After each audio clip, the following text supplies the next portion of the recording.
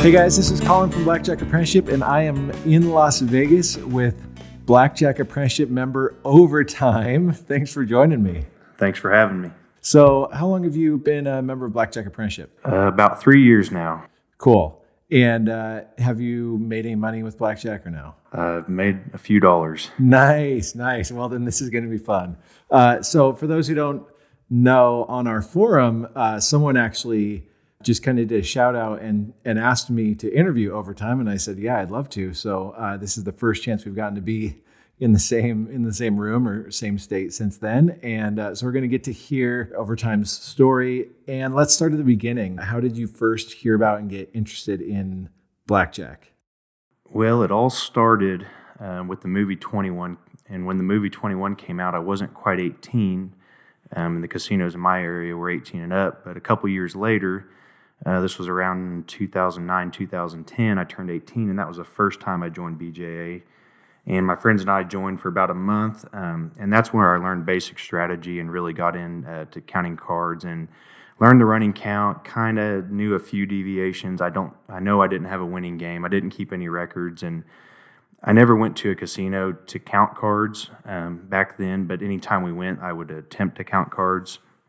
But basically, for the next 7 years, I don't even consider the original, I don't consider that part of my career up until about the last 3 years when I kind of got back into it. Okay, so you're 17, 21, the movie comes out. Yep. You see it with some buddies. Yep. And you're like, let's do this. That's right. So you do a little Google search or something. Yeah, and I think we found your YouTube videos back then, the mistakes, and kind of led to the website. I don't know if I saw the documentary, but I've always been obsessed. Like whenever I find something that I like to do, or I just usually obsess over it until I master it. If it started with video games and I got into poker, and it's ham radio or the Rubik's Cube, and now it's blackjack. So nice. Whatever I find, I just go all in. What's been more profitable, ham radio or blackjack? Definitely blackjack, not ham radio. Ham radio costs money, but. And if an apocalypse happens, then ham radio will be very beneficial. There you go. So, so you guys you and your buddies pool you were telling me before, you pooled your $29. Yeah, we each threw in $10. Back then you could do month-to-month memberships, and we watched all the videos and trained for a month, and then I emailed Colin, and I don't even think I still have that email address, and told him I didn't have any more money and we had to cancel the membership. And that's basically why we don't do monthly anymore, is because if someone doesn't have the money for more than 1 month of a membership, they really probably should not be getting into card counting. That's funny. So you guys like binge watch the videos and then, yep. But you didn't go to the casinos then? No, we did. And I went, and I don't even know what my spread was or if I had one. I think when I did my true count conversion, if the cards were behind the cut card, if it was a 6 deck and there's 1 deck cut off, I think I only divided by 5. Oh, wow. This was 10 years ago. And like I said, I wasn't a winning card counter. That's just kind of when I got intrigued by it, I guess, and I first learned about it. And then you put it on the back burner, through college? Yeah, through college. I finished college. I was very busy, and then I got a job and moved states. And then one of my first projects for my jobs I got put on was building a hotel addition to a casino, and this is when it all really started again. Okay, so you probably, without 21 the movie and that 1 month membership, you probably would have gotten that job at the casino and just never thought about it. Yeah, or gambled for fun or something. Right? Yeah, probably just would have gambled for fun. I don't know, but I'm glad I found card counting. So then what happened? Your company gets the hotel job. Yep. So we start construction, and for the first 2 months of the job, I'm like, I'm not even going to go into the casino. I'm going to stay out. I'm not going to burn any money. And then slowly it started sucking me in. And the job was 1 hour away from my house. So I was driving 1 hour there and 1 hour home on the interstate every day. And so I had a lot of downtime. And so I decided to start counting cards again. Then I joined BJA, and I started listening to the podcasts to and from work. And there was 3 years ago, I don't know, there was 5 or 10 podcasts maybe. And I just listened to them over and over and over and over and over. I was listening to 10 hours a week. So, oh my gosh. Yeah. Just the same podcast. Just the same podcast. And then I discovered Gambling with an Edge. Oh, nice. There you go. And they had over 300 episodes. Oh, wow. I started at the beginning. You can find them on bobdancer.com. I started at the beginning and just listened to every single one of them on my 1 hour to and 1 hour home from work every day. So that took you, 6 months or something? Yeah, it didn't take long. It really didn't. Oh, wow. Yeah. Okay, so then what happened with blackjack? So with blackjack, I started going in the casino. I took out $200. I didn't have a bankroll. I didn't have money set aside for blackjack. I just took $200 in there and never looked back. So, but you trained before? Oh yes, yeah. So I still knew basic strategy. Every time before then, I'd gone to the casino and I knew we were going to play blackjack. I reviewed the basic strategy chart, and so yes. The other thing was I listened. I'd watched all the training videos, but I would listen to them on my way to work. Okay. And so I listened to all of the videos. I would have them like on my phone ready to go, and I could just hit next and listen to them.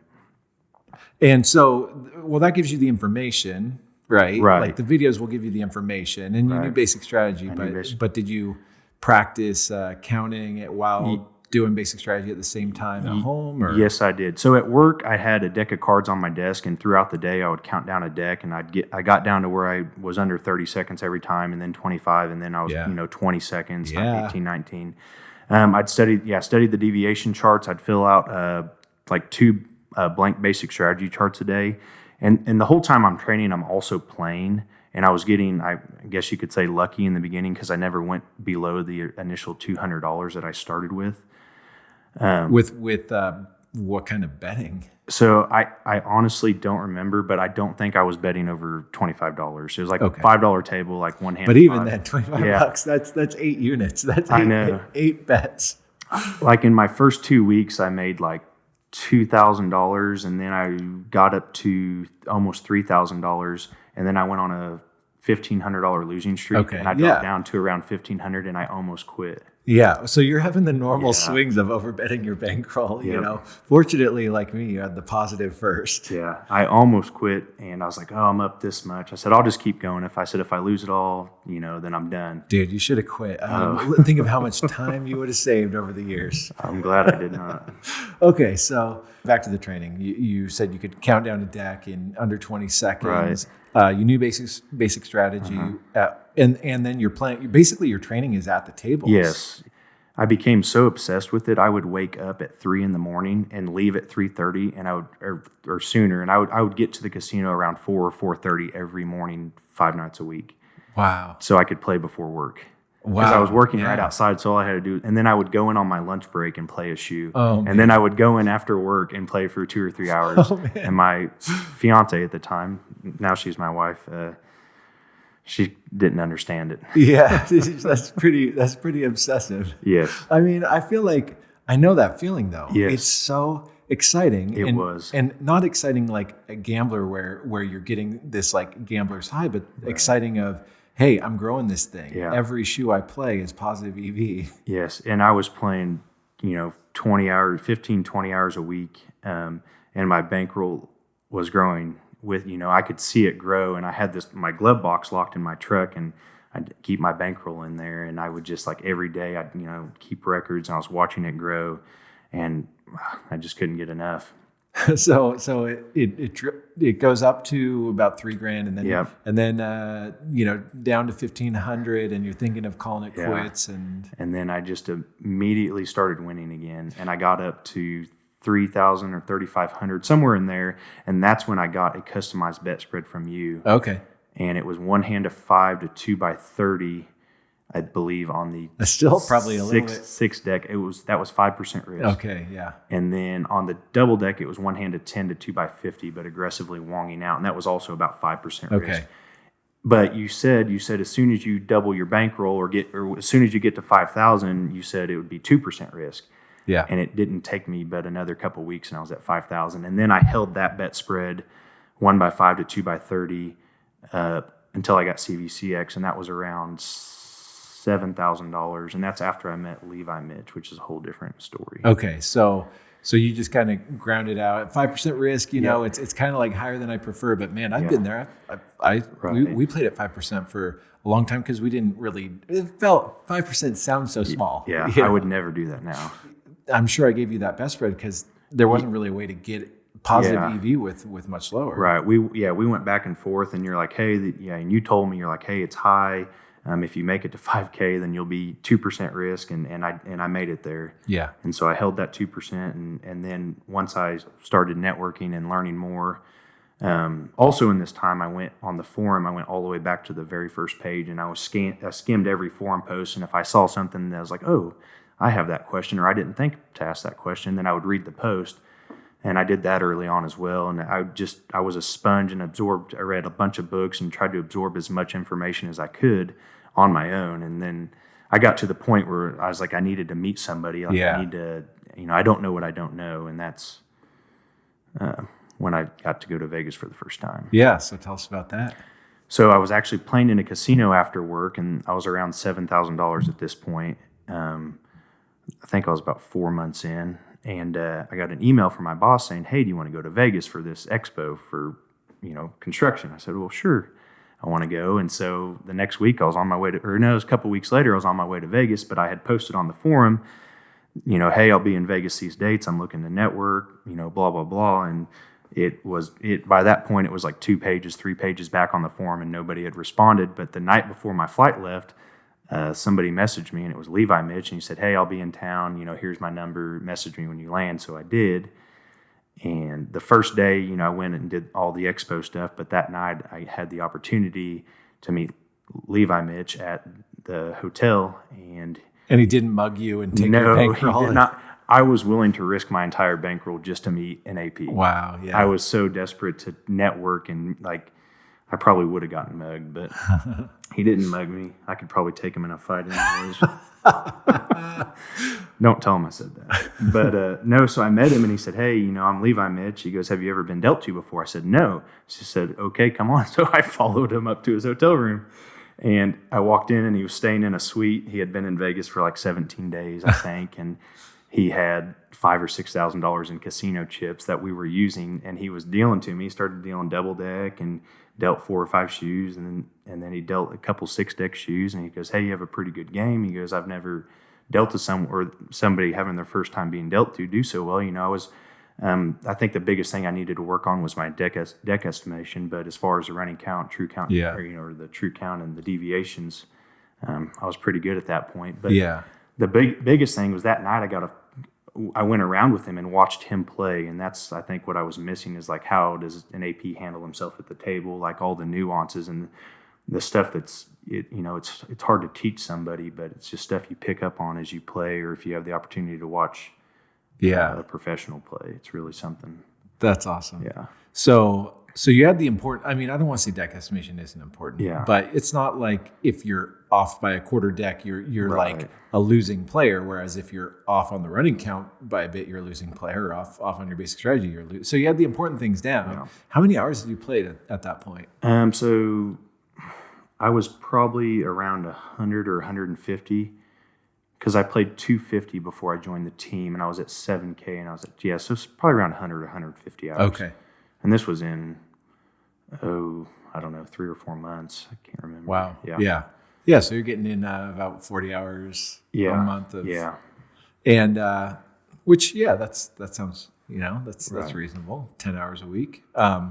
So you watch him play a bit, and then what happened? Right. Yeah. We went around, and he was, playing $25 tables and, betting up to $200 or $300, I think, at that time.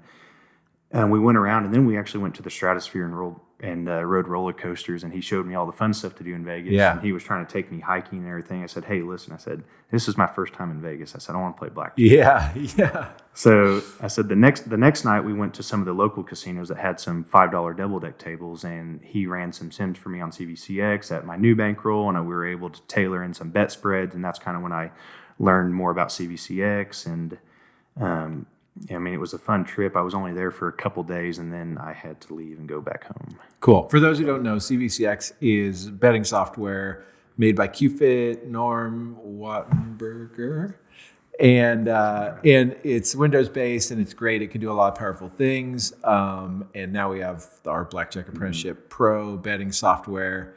If you don't want to use Windows based betting software, but QFit's great. It can do a lot of powerful things.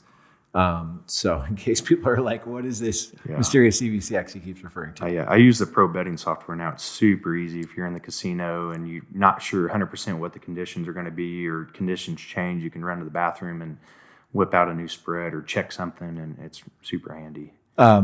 And this podcast is brought to you by Blackjack Apprenticeship Pro Betting Software. Okay, so you guys play. He gets you some double deck bet spreads. Yep. And we go out, just some of the local casinos, and I got to play, and I don't think he watched me play, but he played at other tables, and we just kind of hung out for a couple of days, and I guess became friends. Yeah. I went back home, and a couple weeks later, he was leaving Vegas, but driving within an hour where I lived, so he ended up staying with me for almost a week, and we kind of went around to some of my local shops. And I had to convince my wife to let a stranger stay at her house on the first night. But after she met him, no, it wasn't an issue. But so we went around some of my local casinos, and I watched him play there. I didn't hardly play, and that's when I got put into OSN by association. By association, I was the getaway driver. Oh man, that's the worst. Yeah, so $7,000 into my career, I'm in OSN. Yeah, and not even because of your play. And so he got backed off at one of my local casinos, and we went to the casino that I was building the hotel at. And as soon as he walked in, they trespassed him, but they let me play. Uh-huh. And Monday, one of the pit bosses talked to me and said, "Hey, who was your friend last week?" And I said, "Well, I just met him online. I don't really know him." And he goes, "Okay." He goes, "Well, I want you to know we're not done. We know what you're doing." And I said, "I know. I appreciate it. Thank you for letting me play." He goes, "Okay, you're welcome. Just I want you to know." Yeah. So and they let me play another 100 hours there. Nice. Yeah, and they knew I was counting. For another 100 hours. Yeah, I think they knew. I don't know how long they knew, but they knew a long time. Yeah. And then what happened after that 100 hours? Well, after I joined the team, which is a few months down the line, I started betting more. Okay, so let's backtrack. Yeah, you're in OSN. Yep. Your career's over. No, yep, just kidding. And what transpired next? So Levi Mitch, we hung out for about a week, and then I became friends, and then he went back home, and I was trying to he says I asked to be on his team. I don't think I did. I don't remember asking, but I was trying. At this point, I'm like, man, I want to get on a team. That's the way to go. It's what everybody does. And so I just kept playing on my own another 100 hours, and I made another 5,000. I got up to about 12,500 before I ended up joining the team. But I had to get dealt to by Spartan first. Uh-huh. And that was the most nerve-wracking really? experience, I think, because it was the first time I met him. He had flew to the Midwest, and I drove 4 hours to meet him. And then I met him in the hotel room, and then he dealt me 10 double-deck shoes and 10 six-deck shoes. And I had to, count down a deck, and, was only allowed so many mistakes. And I was very nervous, but I passed. Nice. Yeah, and then I went out and started playing. And just went back to where you had been playing. Yeah. So I went back to the casino that I was working on, and I lasted 2 weeks betting table men to table men. So they already told you, we know what you're doing here. Yeah. and you'd been betting at that point. What were you betting? So I started 1x5 to 2x30, and so when I got up to 12,000, I was maxing out at $100 on the double deck, 1x10 to 2x100. Okay. On the double deck. That's a pretty healthy bet spread. Yeah. So, but I was wonging out of negatives. Yeah. So and they knew what you were doing, but you weren't. It wasn't like we're going to pull the plug on you. Not yet. And then all of a sudden you're going from. I was betting 1x10. The table max on the double deck was 250. Okay, so 1x10 to 2x250. Yeah, on the one they had open during the day. They didn't open the $25 table until the weekends. But in those 2 weeks I didn't have a chance to go play on a weekend. But then I got backed off 2 weeks later, and they were polite about it. They're like, "Hey, overtime, can we talk to you?" And it was the table game manager. So I said, "Oh, sure." He said, "Hey, we noticed you've been betting a lot more lately." He goes, "What's going on?" And I just said, "I just got more money." Yeah. And he said, "Okay, well, no more blackjack." Okay. And I shook his hand and said, "Thank you." And so on and so forth. And that was it at that casino. Was it awkward at all, them working? It kind of was after that, because I would get to go into the back of house sometimes, and I would see the dealers like standing outside the break room, or have to go through the security checkpoints, to get back there, and see pit bosses and everything kind of in the back. And, I'll never be able to play there ever again, even if I try to play unrated, just because I'd be instantly recognized. Yeah. Like, I can't even go there for other advantage plays that aren't blackjack related. If I get closer than 2 banks of slots to the tables, they notice me. And they're like, "Hey, overtime," and I'm like, "Yeah." Well, I guess maybe it's a little awkward, but at the same time, why should it be awkward for her? It's probably maybe they're judging you. They're like, "Oh, this guy was was trying to beat us." But man, what's wrong with just playing a winning, trying to play a winning game in there? Hey, and on the team, we got paid by the hour, a percentage of the EV that we generated, and this whole spreadsheet. So I'm like, well, the less EV I generate, the smaller piece of the pie I'm going to get when we break a bankroll. So I didn't want to keep going at up to 2 by 100. It wouldn't have been worth it, because I would have only be getting a portion. Like, I could have bet that on my own bankroll. Yeah, if I'm on the team, I need to utilize the bankroll to make it worth it, or else I'm making less than I was on my own if I'm only betting up to 2 by 100. Which is actually a really valid thing. So that's interesting you brought that up, because a lot of people they'll say, "Hey, I want to join a team, or I want to have this person bankroll me, and then I'll have a much bigger bankroll." But if you have a bigger bankroll, but you're only keeping a portion of it, then you very well could be better off financially on your own. Which I've said this before, but joining a team isn't always the best move simply to make more money, or rarely is it the best move just to make more money. Lots of times it's more for the camaraderie, which sounds like you were really hungry for, which exactly I get. I needed, I guess people, or a team, or a network, and that's what it was. And I mean, I had a $12,000 bankroll, and I could have kept growing it on my own, but like, joining the team, it just leapfrogged me, I don't know, exponentially, in not just like blackjack, but like other advantage plays and networking. It's like, now when I went somewhere to play, it's like, "Hey, Spartan, hey, Levi, Mitch, they've already played there," or they know people that have, and it's like, "Hey, avoid this casino, or play this casino, but not that one. Hey, you can play this one rated, but don't play that one because they'll flyer you. This one won't flyer you." If you have that intel, you can effectively and efficiently like get as much EV out of an area as possible. Because if you don't know that, and you go to the casino with the best game that's the sweatiest, and you last 10 minutes, but now you're flyered to every other casino, and you get backed off before you even sit down, then, And you can have a network without being a part of a team, but, there's still just friends might not tell you certain things that people will if they've got financial interest. I agree. I've been on my own now for a year since the team kind of broke up, and we can talk more about that later. But I would tell people, like, I'd prefer to play on my own now that I have the bankroll to bet how I'm betting and make the EV that I'm making. But I would tell people to like network like you're on a team, but and that means giving too. Giving, like not just trying to get information, but giving information. And that's tough early on, because joining a team for me was very beneficial early on, because then I know what to look for and what's valuable. And then I can go out and look for that stuff on my own. But before, I didn't know what I was looking for. Like, I didn't know what was valuable information. But now I do, and I can get that, and now I can share it with my friends, my old teammates. So the first casino ends. You're now on the team. What'd you do? Hit the road, or? My first session I played on the team, I lost $6,000, and I was scared, and I thought that they were going to think I stole it. Spartan and Levi are like, "Hey, it's fine. It's just part of the game." I'm like, okay, because that was half my bankroll when I was on my own, and I'd never bet that much or lost that much, and I was excited to be on the team, and I was like, "Hey, let's just start winning. I've been winning. Let's keep it going."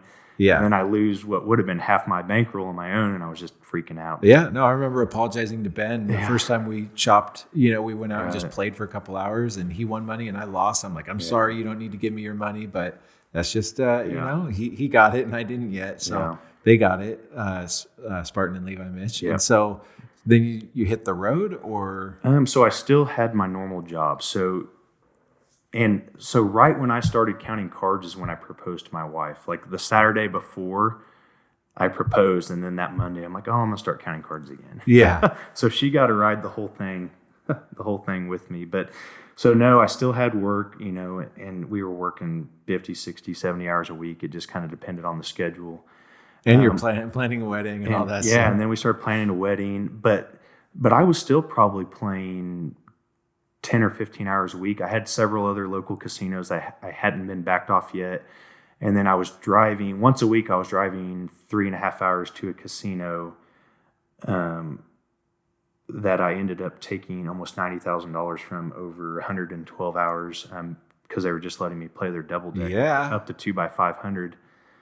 And that was because other APs have done, I guess, what I've done there, but I think I lasted the longest. Wow. Yeah.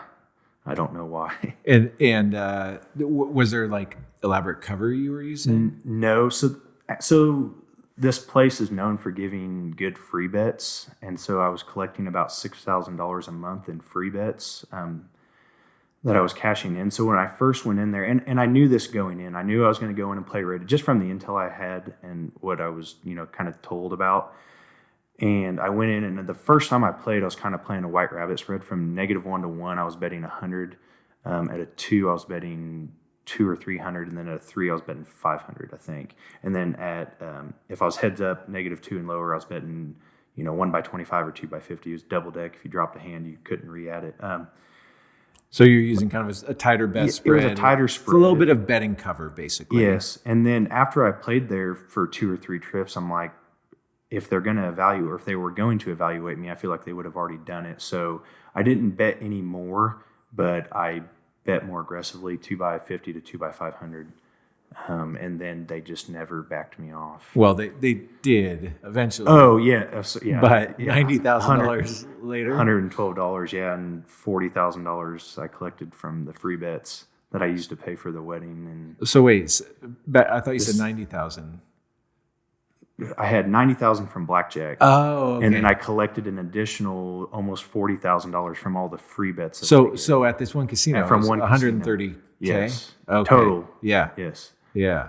That's good. Yeah. I was driving up there once a week because I don't want to give away too much because some people know what I'm talking about, but they would give you 3 free bets, and they had like one that was available from these days, and then one was available this day, and one was available these days. Well, 2 of them overlapped, and the other one was one day apart. So you could drive up, do the 1 free bet, and then at 12:01 a.m. you could do the other 2 free bets. And this was during the week, so I would leave my job at 5 or 6 o'clock, drive 4 hours, get there at 10, check into my free hotel room, get an hour of sleep, do the free bets, and then I'd have to leave by 2 in the morning to get back to my job. So I'd get like 1 or 2 hours of sleep, and I did this for months, every week. Oh, man. But I was making $6,000 a month. Yeah. And that's when my wife kind of clicked. I said, she was kind of annoyed at first. I said, listen, I was trying to explain it to her. But then once I was showing her, like, hey, this is like money we're going to use to pay for the wedding. She goes, whoa. And that's when she kind of got it.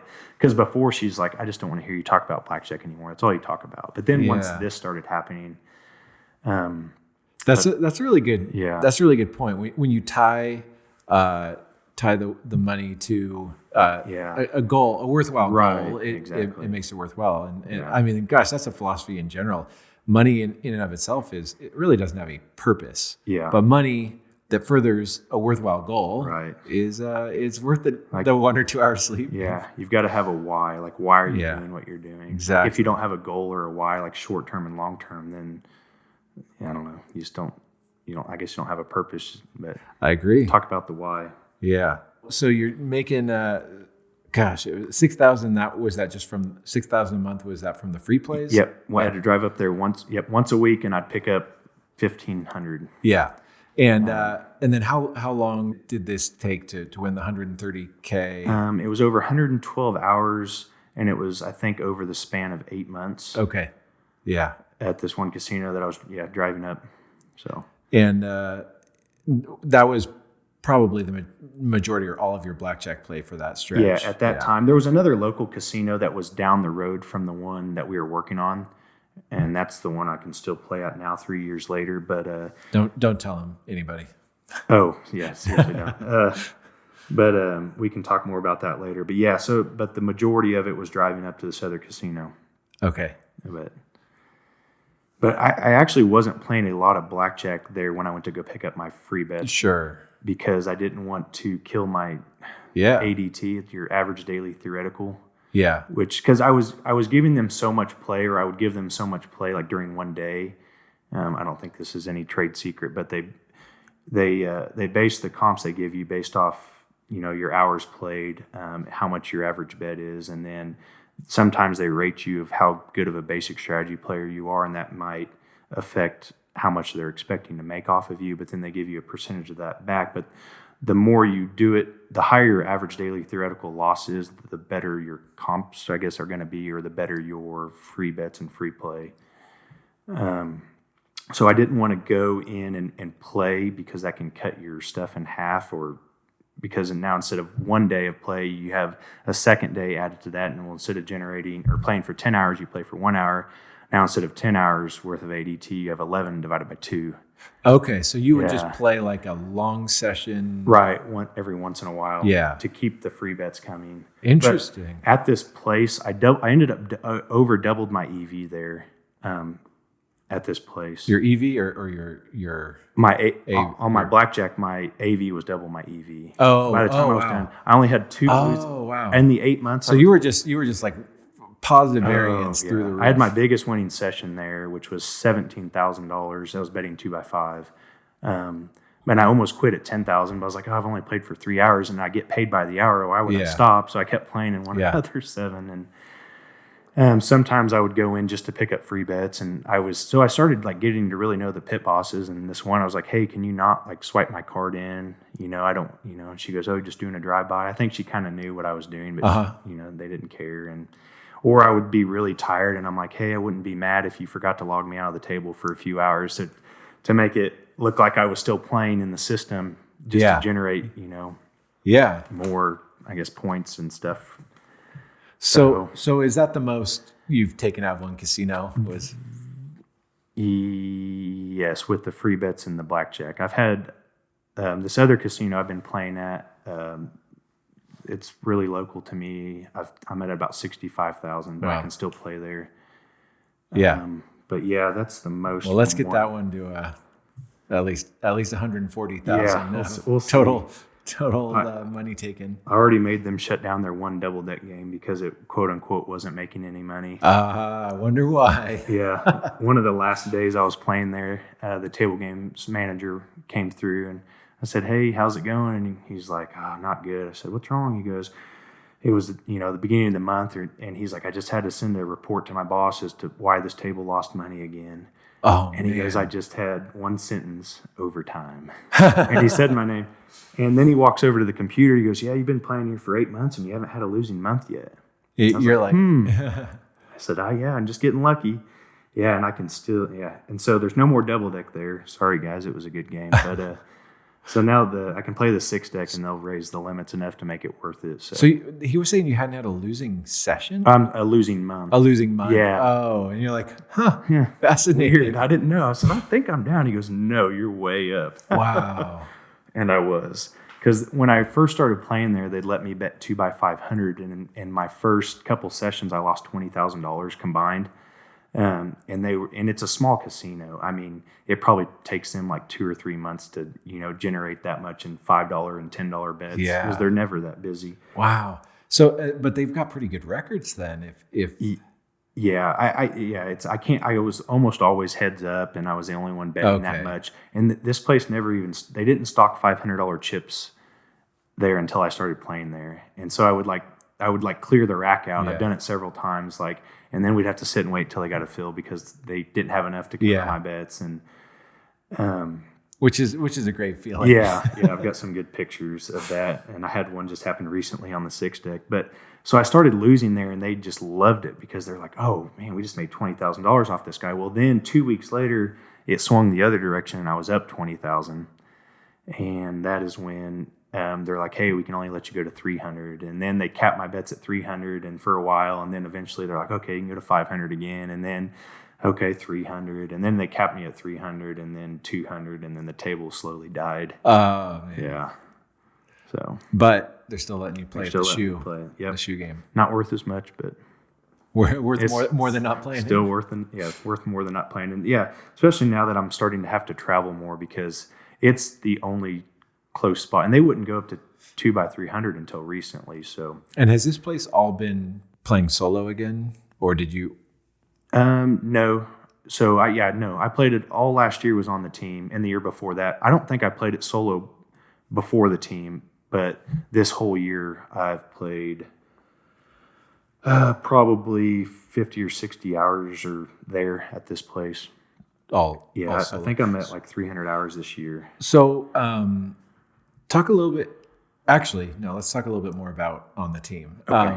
So we were talking before about something that you guys found in another country. Oh yes, I won't say where, but my wife and I got married, and I planned so we could have flown cheaper out of an airport an hour and a half from us, or about the same price, but this airport 3.5 hours from us, we drove by the casino that I could pick up my free Yeah, tickets. there you go. That's what basically pay for the flight. So I'm like, hey, we're going to fly out of here. I know it's further, but on the way there, I can pick up this much money. And when we land, I can pick up this much money. Yeah. Exactly. Of course, you have to. Yeah. And so I talked her into that. And then I'm on the team. I think cash-wise, I was taking money in case I wanted to play or found something, and I'm glad I did. But I took, I think, about $40,000. Wow! And I had researched, how to declare and filled out the fence in and printed everything off. And so I even tried to call the airport before just to like make sure I was going to do everything right. Well, I got to the airport and I'm like, everywhere I went, got our boarding passes. Hey, where do I declare? Got to TSA. Hey, where do I declare? I need to declare. Where's, customs? They're like, oh, it's in here. So then we got in the gate. Well, customs wasn't inside the terminal. Then I got up to the flight and they're like, oh, you do it at the next place. And I got to the next place. And I'm like, hey, I need to declare, blah, blah, blah. And they're like, oh, you do it when you get to the place. And I'm like, oh, okay, that's it, and that's not where you do it. You do it in the U.S. And so I got there and we had gone through, we were in the country. We went through the last thing, I could see the daylight out of the doors. And I walked up to this guy. I'm like, hey, I need to declare. I didn't want to do anything wrong. Yeah. I said, I need to declare. And he goes, how much? I'm like, $40,000. He goes, come with me. And he was a corporal in their military. They don't have a police. It's more of a militarized police. And so they took my wife and I down this dark gray hallway, and the lights are swinging and flickering, and there's concrete walls. And they put us in this room, and it looked like an interrogation room. It had a square table, and they brought in another guy, and he goes, we need to count the money. So we counted out every bill on the table, and then the guy standing in the corner looks at the corporal, and he goes, are we going to confiscate the money? Oh, no. And the corporal, he's like, no, they're fine. And we put the money back, and he filled out some paperwork for us and kind of helped us out. Wow. And he got me a car, and he goes, you need an escort? I'm like, well, nobody knows I have this money, do they? And he goes, no. I said, okay, we should be fine. Yeah.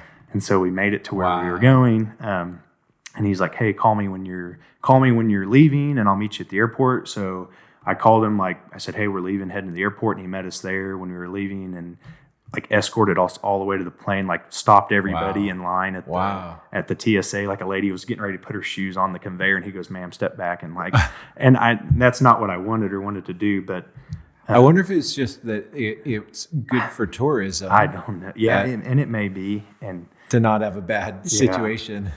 So that was that story. And we ended up going back to this place 2 weeks later. But so we're on our honeymoon, and we're having a great time, and the room and everything's free from a casino. And one perk of joining the team was you find out about other advantage plays other than blackjack. And I had been, shown stuff to look out for, and I ended up finding a machine.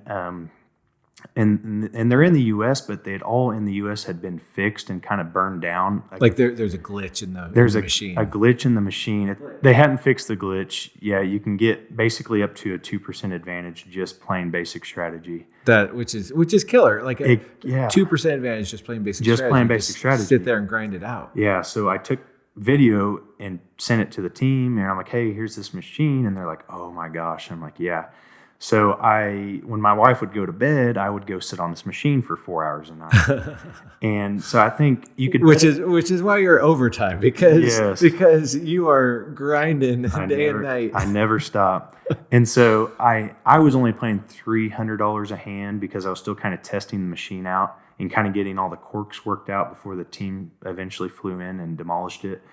But I was down $10,000 and like banging my head because other people would come and sit down and slow the game down. Like they would be talking and chatting and not even paying attention. I'm like, it's your turn. Like, hurry up. Like I needed everybody there so we could lock down every spot. But I lost $10,000. And on the last night I played until almost sunrise and won it all back plus $100. But I generated a ton of EV. And the good thing was we had spent the trip was free as far as the room and everything, but I had played so much time, and they saw it as $300 a spin on a slot machine, I think, because I walked up to like the host deal and I'm like, hey, can I get any of my room charges covered? And she goes, let me see your card. And then she swiped it and her eyes like got big. And she goes, I can cover 100% of your room charges. And we, had, I don't know, almost $2,000 just food and excursions and stuff like that, and covered all that. And then I've gotten we've gone back for free with like show up and we'll hand you $1,000 cash and stuff like that. So so the team came down a few days later after I had left, and they took it for about $50,000 in 3 days. Yes. Love I it. wasn't there for that, unfortunately, because we were headed back. Yeah. And but they smashed it and then got out of there. And then we planned a trip back 2 weeks later. And I took a whole month off from work. I didn't have any more vacation days, but I wasn't going to miss the opportunity to go back and we booked a trip for 10 days. I'm like, man, we can make $200,000, right? Yeah. And so we went back and the machine had been fixed. So why did they leave after 3 days? It just had to be somewhere? I don't know. Okay. I don't know. Yeah, they'd ran all the ATMs out of money, like cashing all the slot vouchers, and like they had to go cash one at a big like $10,000 voucher at the counter, and I don't know. They never asked me for my ID. Like I cashed out. Like when we went back, we played at another casino down there, and I cashed out like $20-some thousand, and they never even asked for my ID. So, but I don't know why they left. I guess I'd have to ask Levi, Mitch, and the guys, but. So, so that the team, you were part of it for a couple of years, and then it just kind of disbanded. Yeah. So Spartan and Levi, Mitch, it was 2018. I only played 80 hours. I was really busy at work and super stressed out, and I was doing a job for building a couple buildings for a major corporation, and there was a lot going on, and I was busy, and it was that everybody else on the team was kind of the same way, like. Nobody was really playing a lot of hours. Everybody had a bunch of cash tied up in the team as team bankroll. They couldn't use it for other things. They were doing other advantage plays, and it just kind of like it was like you guys didn't need the team. No, you had the networking. You all had enough money to play on your own, and you lose the motivation. It just kind of dissolved. Yeah. And so it's like everybody has enough to bankroll themselves. Like the only reason we were a team, I guess, early on was to have a bigger bankroll. Yeah. And it just fizzled out, and that's fine with me. Like everybody's on good terms. There was nothing negative from it, but now I've been on my own for this last year. And when I was on the team, like I just almost never lost. Like I had one short session where I dumped.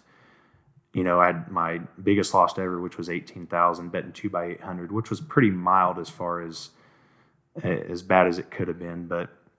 I won way more than I lost on the team, but then as soon as I broke back out on my own, I lost for my first 140 hours, lost almost half my bankroll. Wow. With with one. Well, so I didn't take all the money. Like I started out with a pretty modest bankroll because I had put the other money aside for some other things. Like this is enough to start with, and I didn't have to put any more money in it. But I lost almost half my bankroll. But then I dug out of it.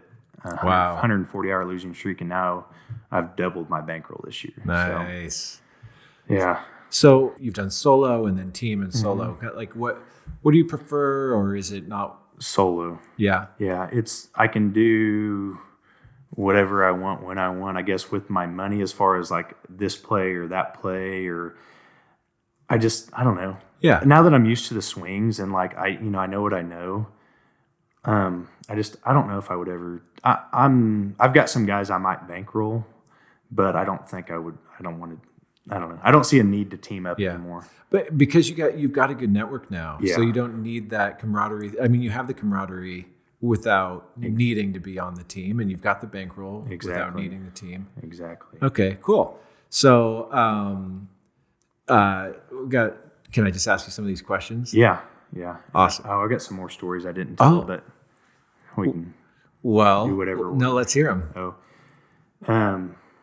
So this one, I guess, I don't know. I didn't have that many interesting back-offs. They were all super polite and nice. So I don't have like any great back-off stories except one. I was playing a casino that can't back you off, and like this guy just walked up and he was talking to he didn't even look like he worked there. And then I raised my bet and he turned around and told the dealer to shuffle. And so I acted like, after I raised my bet, so I acted like I didn't even see him or hear him. So I just left my bets out there while she shuffled and pretended to be watching TV. And then he turned back around and I lowered my bets, and then I started playing again, and then he did it again. And so I'm like, because sometimes if they don't know, if they just tell the dealer to shuffle, they're trying to see your reaction. Yeah. And so I've played through that before and played and ended up playing all night. But this wasn't the case. So I was like, oh, this isn't going to work. So after like the second or third time, I got up and got my chips, and I didn't even have that much in chips I was losing. I had a couple thousand, and I walked over to the cage, and I was standing in line for the cage, and they had a radio on the back counter. That's like a security radio or surveillance or whatever. And they're like, hey, the guy in the trucker hat, get his ID. And so I heard him. I'm like, well, this will be fun. So Yeah. I walked. Like, it's my turn to go to the cage, and I could see like this guy like playing linebacker, and I'm the running back. Yeah. Trying to see which way what hole I'm going to run in. So I run over there, and like before he gets there, I'm like, hey, do I need to show ID? She goes, how much do you have? I said, 2,000. She said, no. And so he got up and was like, sir, I need your ID. I said, she just told me I didn't have to. And she had no idea. And so I was like, I don't have it, and I'm not going to show you. And then I said, you might want to turn your radio down. And he just hung his head and turned around and walked away. And so she cashed you out? Did you just walk out? Yeah. No ID. I can get pretty confrontational when not wanting to show my ID. I was playing a strip casino, and I was down 9,900, and because I was trying not to CTR. Yeah. And so I ended up walking out with almost 18,000. So I had a pretty big swing. 18,000? Yeah. So I ended up making 7,000 or 8,000. Yeah. And so I'm like, oh crap, I don't want to show ID. And Spartan wasn't in town, so I couldn't like offload the chips. And so I went up to the cage. I was going to cash out less than 10,000 and come back later. And that's not always advisable. But yeah. Anyway, she goes, hey, I need you to see your ID. I said, oh, no, thank you. She goes, no, I need to see it. I said, no, I don't have it, blah, blah, blah. She goes, so she calls the pit or whatever. She goes, well, I know you have a lot more than this, and I'm not going to cash you out without showing your ID. So the manager of the casino comes up and he gives me his business card. I say, hey, I'm going to call my lawyer. I'm going to call gaming. I said, you have to cash me out. He goes, we're not going to cash you out. So I walked outside and I called gaming and talked to a senior gaming agent, and basically he said, I think there's some new statute or something. This was a couple years ago, but he said basically they can make you over 2,000 or 3,000. And I don't know if this is true, but this is what in Vegas they can't, or in Nevada if it's over 3,000 they can say that they need ID. So anyway, so then I fake called my lawyer, which I didn't do. So I went back in there and I was like, well, nobody's in town. I had a large portion of my cash was in chips. I didn't want to leave town with the chips, and I'm like, gosh dang it. So I bit the bullet. I was like, I didn't have any heat. I was drawing more attention to myself than I think I needed to. So I cashed out, gave my ID, and then I put my tail between my legs, and I went over to the pit and found the manager, and I apologized. I said, hey, I just don't like being told what to do, and just try to act like a rich person or kid or whatever. And I said, hey, can I get rated for my last 8 hours? And he said, sure. I said, were you tracking my play?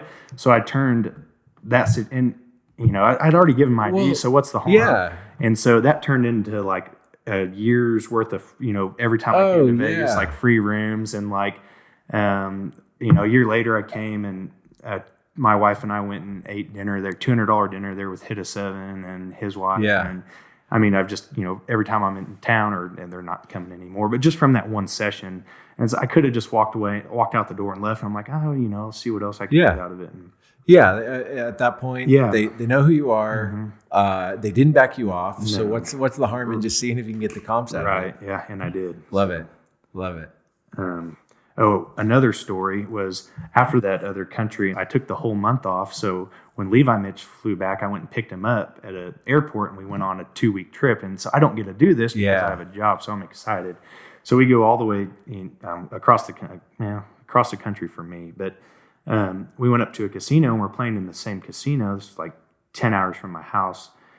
And he's playing at a table right by the podium, and I'm like 5 tables down playing, betting up to 2x500. Well, the pit boss gets on the phone and starts talking about me, and Levi Mitch can hear everything he's saying. So Levi Mitch is texting me everything that they're saying about me, and they're like, I think we got a card counter on such and such table. He's going 2x50, 2x50, and they'll bet 500. And he's like, okay, we're going to watch him, And so now I know they're watching me. And if you know they're watching you, you can throw them off. Yeah. So I played a couple dummy shoes, like break even, nothing crazy. Yeah. And then ended up playing the rest of the night. Yeah. Yeah. So I think I've told this story before. Like that's as long as you know the cost. Yes. There's very little risk in that. I think I've told the story before that Dusty Pink Chip was on a trip, and it was the same thing where he heard them saying like, hey, watch him. We think he's counting cards. So he calls me. He says, hey, can I basically flat bet a few shoes? And he said, I'll pay the cost in EV. And I said, sure, why not? So he plays a couple shoes flat betting like 2x200 or something like that. And then they're like, nope, he's not a card guy. He plays all night. Yeah. If you know, I'm not saying every time the phone rings, run, but if you happen to know what they're talking about, in that instance, it was very beneficial. I might bring it up at the boot camp this weekend. I just overheard on Gambling with an Edge, a guy, I feel bad I can't remember his name, but it was a recent one, and he was saying that when he knows that they're watching him, he'll do something like if he's betting $100, he'll double a 12 against a 2 or a 3. He'll double for $5. Double for less. He'll double because one, they have to call it out. Doubling a hard 12. It's he said that in his opinion, like the cost of doubling $5, he's only going to hit it once anyway. You're only going to hit it once anyway. Right. And when he's paying $100 and doubling for $5, it's whatever. Yeah. Even let's say he's throwing the entire $5 away. Yeah. Well, he's throwing $5 away for something that looks like the dumbest move. And he said that it can throw off some of the software where they're entering in the plays. You put in doubling because what he was saying is the software doesn't know if he's doubling the full amount or just doubling for $5. Anyway, I thought that was really smart and creative way to say, hey, I'm going to cost myself $5 or whatever. Yeah. And potentially throw them off. That's smart. Yeah. Yeah. But one time I did win in Vegas. SD1 and I went out and played, and I'd drop him off down the block and go park, and we'd go into the same casino. We were sharing a car, and we were playing a couple tables apart, but we went to both go cash out at the same time. And I had $6,000 or $7,000, and I think he had $6,000 or $7,000, about the same. And I just totally refused to show my ID, and she shrugged her shoulders and cashed me out. And then he had a totally, completely different experience, and they did the same thing that happened to me at the other property. So I don't know. Sometimes it might be worth just saying no and see what happens. And don't just give it up on the first try. That's right. That's right. So one of the questions that someone asked, this is Gary on the forum, wanted to know how long did it take earlier in your career before you really felt confident at the tables? That's a good question. I think it was, so probably, I would say 200 hours. And it was after I met Levi Mitch and he dealt to me. That's when I started kind of getting used to the swings. I was playing with appropriate risk. And I feel like I just felt the flow of the game. And something I didn't mention, in my area I had ran into another card counter, and this was before I joined the team, and we started practicing together once a week. And he learned only from reading books. And and then so he had a little bit different style, and we dealt to each other, and he was a good player. And as soon as I started dealing to him, and also a guy from work about my age, we started writing together every morning. So we would quiz each other on basic strategy and deviations. I forgot to say that earlier. And so I was kind of teaching him, and the other guy and I were working together, and we'd all three meet once a week after I got off work. And so when I started dealing to somebody else is when I feel like I really learned it. I'm that's like, good. first off, I need to know what I'm doing in order to, teach this person, or I don't want to look dumb in front of this other card counter. It's like I need to know. And so I feel like teaching somebody else is what really kind of ingrained it in me. Okay. And it was around that 200 hours also that you started to feel comfortable with just the variance. Yeah, of the game. just the flow of the game, like just the flow of the table, like interacting with dealers and pit bosses and ploppies, like getting mad. You just kind of. So to clarify, when you say flow of the game, you don't mean like there's this magical flow of the cards, but more that to play perfectly while also acting natural. Conversation. Yeah. Waitress comes by, questions, everybody's high five, just kind of like, I don't know how to act, I guess. Yeah. Okay. So that brings me to another question. Ping pong was saying, it's really amazing. You and JC Rocks 111 to win large amounts, here in 2000, 17, 18, 19, from a single casino. Are there certain things that you did to not look like a counter while counting? Yes. So the company I work for, I drive a company vehicle, and it's a pretty large company, and they've got offices all across the U.S. And so, especially in my area, and a lot of the areas that I'm still playing, a lot of the people that are at my company gamble. Yeah. And so I have a good excuse to be almost anywhere. I'm working on a job, and I've got a good story, and I roll up in the company vehicle, and I'm wearing, most of the time the company apparel, and I just try to blend in. I usually drink a couple beers and try to look just normal and hang out and there to have fun and talk it up with the pit boss. I try to make the first conversation with them, and I just try to, because a lot of times if they like you, they may turn the other way if they suspect something. And sometimes it comes from surveillance, but sometimes surveillance doesn't watch you until, the pit boss might call and say, hey, he's betting a certain amount, watch him, or so on and so forth. But on the team, if you tipped, it was out of your own pocket. And so I'm like, I'm not going to tip. That's dumb. And so I never tipped. But after I at this one casino, I played so many hours, and there was one dealer who's now a pit boss that was like, kind of like, hey, I know what you're doing. So the count would, I don't know, I'd be playing heads up. So the count would go negative 5, 6, 7, and then a bunch of small cards would come out. It might be to 0, or I'm -1, or running -1, and he'll be like, oh, wink, wink, bunch of small cards. Here comes the big bets. I'm like, what are you talking about? I'm just not feeling it. And so he thinks it's a high count, and he's like, oh, why aren't you raising your bets? He goes, I think you're good, but he says, I don't think you're that good. So, but so like, I don't know. So if I think a dealer's onto me, and I think I'm really good at creating better conditions, getting dealers to cut thinner. Yeah. Like knowing which dealers to try to get to cut thinner and which ones to not ask to try to get to cut thinner. Like the more experienced dealers, obviously you usually don't. Yeah. Because sometimes they know why. But if you have a newer dealer that's kind of unsure, like I've gotten quarter deck pin and stuff. Yeah. So we kind of got off topic. So do you tip now? No, only at this one casino. Okay. And how do you calculate how much to tip? You follow your heart. I know. So no, I keep track of how much I tip, and honestly, like I feel like they don't think I'm tipping enough. So it says it never any service industry person ever. And so it's, I mean, and one of the dealers alluded to it actually last week, and I said, you don't think I'm tipping enough? I said, then I'll just stop tipping. It's like I don't have to. But it started with that one dealer. I don't know, because he might be next in line for table games manager, and I think he knows what I'm doing. Yeah. And he's hoping that maybe the other table games manager gets the axe. Yeah. I don't know. But well, I've never heard a dealer tell me I'm tipping too much. No. And I base how I play based on where I'm at. Like if I'm playing one of the few casinos that I can drive to on the weekend, I'm going to play a little differently than if I fly somewhere and I'm only going to be there for a few days. Yep.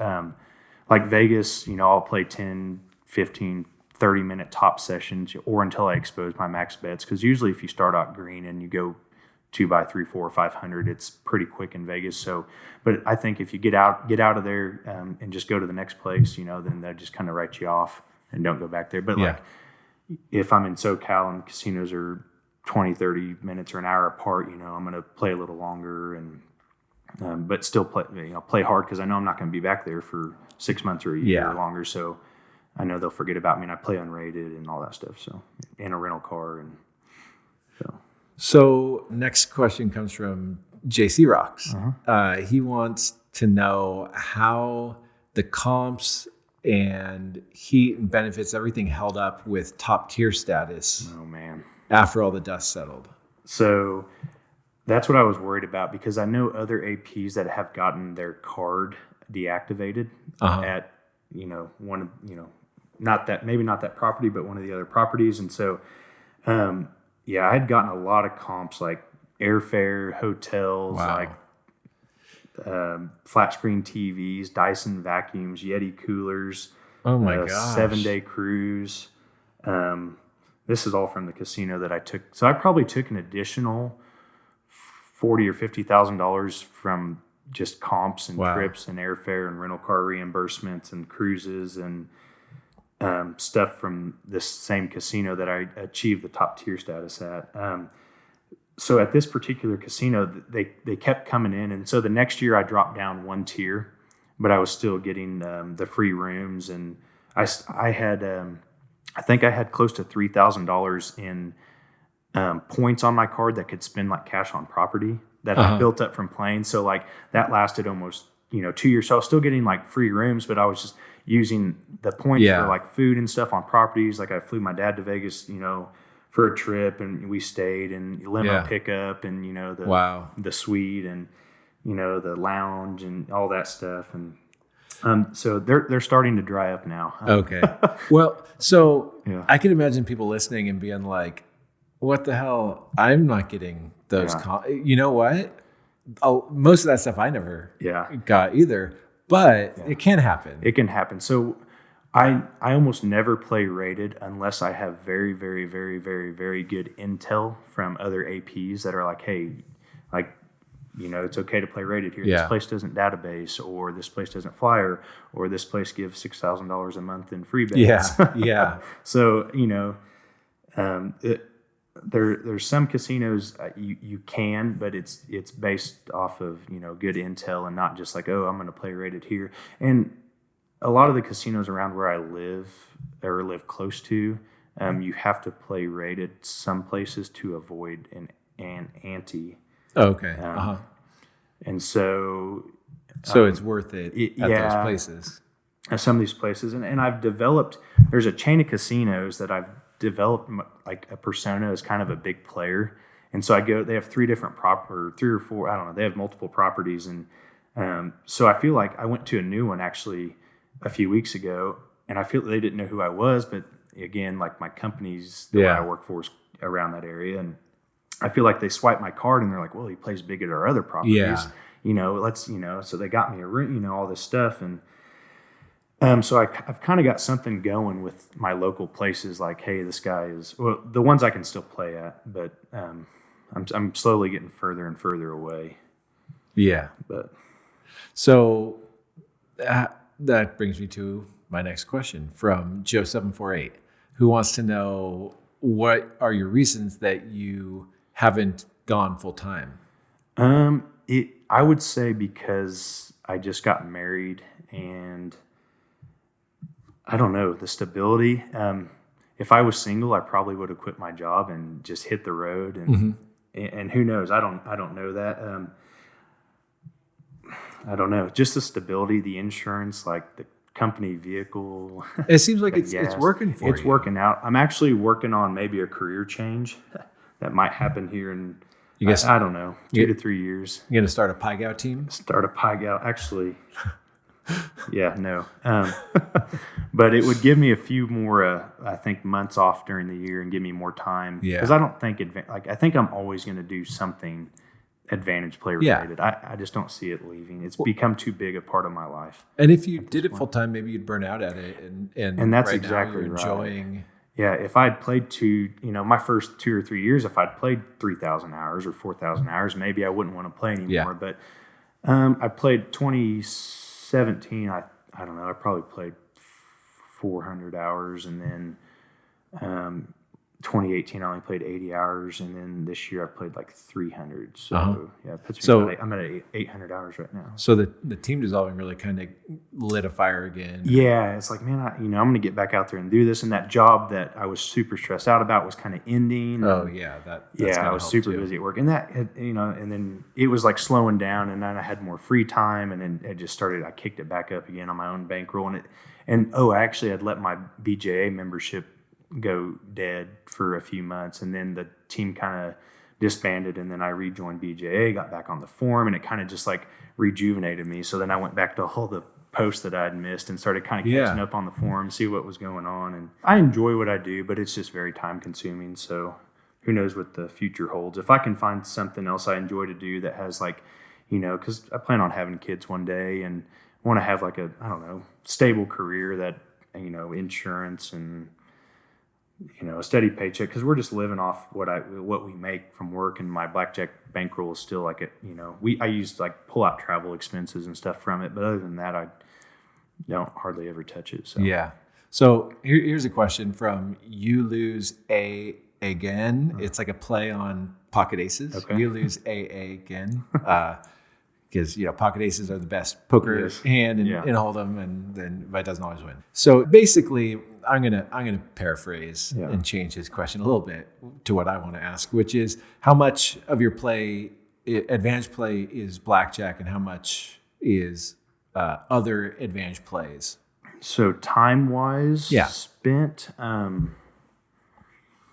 probably it's the majority of it's blackjack, but there's. So, like, if I have a negative shoe, I might get up and do some other advantage plays. I can't say too much about. Because you're chasing your money? Yes, because I'm chasing, and I think it looks good a lot of times, too. I think that probably does. And so, like, it's a negative shoe. Somebody else is going to burn it out. I might go blow some steam and do some other advantage plays around the casino.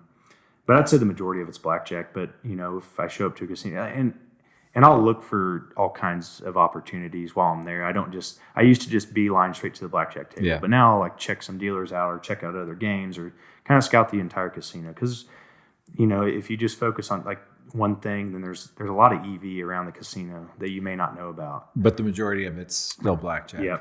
The majority of my money is, blackjack. So cool. Speaking of money, Levi Mitch said that you're actually pretty good with managing your money. He said you use Dave Ramsey. Oh, yes. Financial Peace University. Yeah. Did you used to be in debt? Yeah. So I took out loans to go to college. When I graduated, my senior year of college, my dad got me Financial Peace University. And that's, other than my house, that was my own. Oh, I had a truck, but I sold that. And other than that, that was my only debt. So, but it wasn't even that much. It was like $25,000. So like got rid of that. And, so just as far as like just living on less than you make and like spending your money on paper before it comes in, like doing a budget and all that stuff and saving and investing and So do you do envelope system? I used to do envelope system. I use the every dollar app now. Now we're Dave Ramsey's sponsor. I don't know. It's Dave Ramsey's. This podcast is brought to you by Dave Ramsey. Oh no, it's his app that links to your bank, and right on. So, but I use cash for a lot of things, but I can input those into the software deal. Yeah, so I used to use envelopes. So, I don't think I've ever talked about this. We have a budget. There've been like some times where we haven't, but we do. I think for kind of like alignment. What I mean is like so that we can actually see if we're spending our money on the things that we say that we care about. Because if what we say we care about is, whatever, generous giving and family and investing, but then we're like spending our money on taco trucks. Or, I don't know. You can't spend a lot of money on taco trucks. Right. But if we're spending it on something that isn't what we say we care about, then we're not being very smart with our money. Yeah. So my wife kind of does envelope-ish thing. Like we have a budget that we agree on, and then And then whatever we track it. Exactly. I don't use Dave Ramsey's app. I didn't know it existed, Yeah. but we track it all and make sure that we're spending on the things that we say that we do the same thing. But yeah, it's like doing a budget is like giving yourself permission to spend, as long as you agreed, hey, this is what I'm going to spend. And I feel like if you don't do a budget, like at the end of the month, you're just like wondering where your money went because you don't know. You didn't tell it where to go. So like, yes, I don't know. I think it's very important because like if you have your finances in order and like, obviously the lower your living expenses are, the easier, it is to, if you want to go full time, it's easier to do. Like if you have to generate less EV to live, then that's more money for your blackjack bankroll. But well, and some people are spenders, some people are savers. And when you have a marriage where you got a spender and a saver, I'm definitely the saver. It can, so a budget is like a great conversation starter, to say like, hey, well, what are the things we care about? Exactly. And okay, if we care about these things, how do we get on the same page? Because, there are times in our marriage where I would have just not spent on anything because I get excited about, saving and like building, whatever wealth or whatever you want to call it. But that's not really intrinsically any more valuable than spending, and so it creates a great conversation just having a budget. That's funny that Levi Mitch would say that. I'm like the tightest person, like as far as spending money. And like we'd go on a trip and Levi Mitch would be like, oh, let's go rent those jet skis. Then he'd take his shirt off and roll up his jeans and go jump on the jet. Like we'd just be driving by like Lake Michigan or something. He'd just go. He was always looking for something fun to do.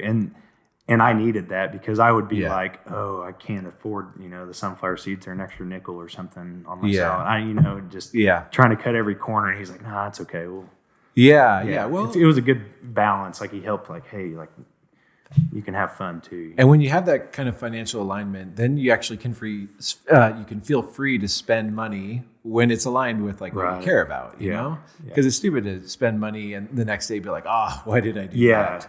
But it could actually, you don't want to like get to the end of your life and be like, why did I save all that? Exactly. I've got all this money, but I never lived or had any fun. So there's a good balance. I think you got to talk to yourself or your spouse, or you've got to have goals, and you got to always be working towards goals, whether they're short term or long term or both.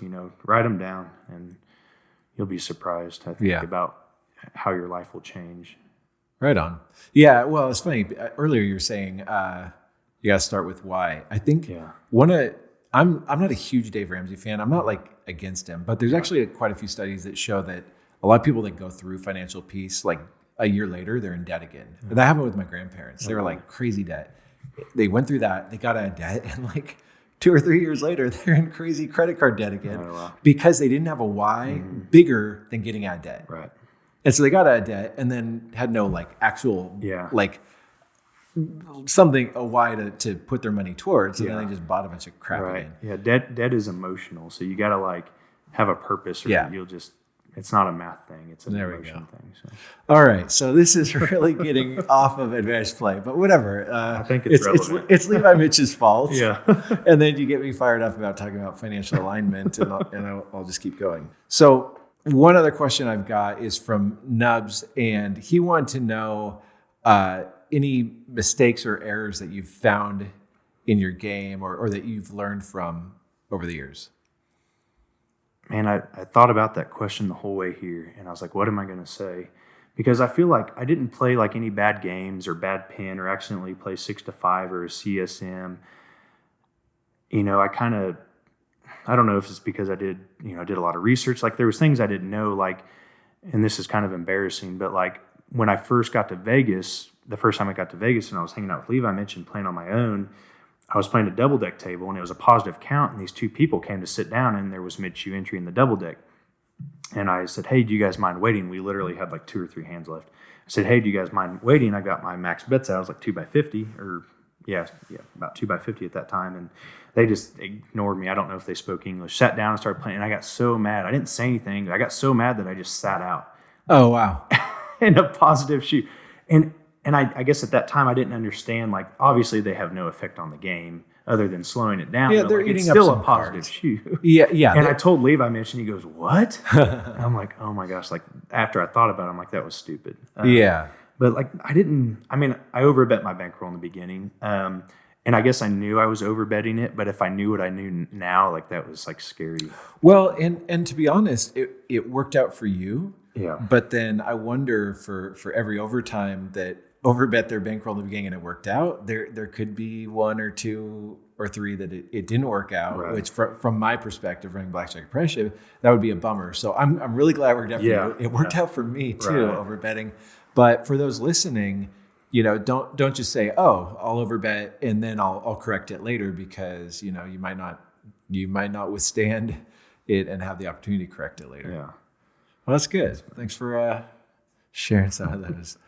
You have any other stories you want to share with us? It's kind of a funny story. So our team, I only did spotter BP one time with Spartan, and I was the BP, and he was the spotter. And we did it after we flew to that other country and that machine was fixed. And we were playing at another casino where they had a quarter deck, double deck game, but they also had a really good shoe game.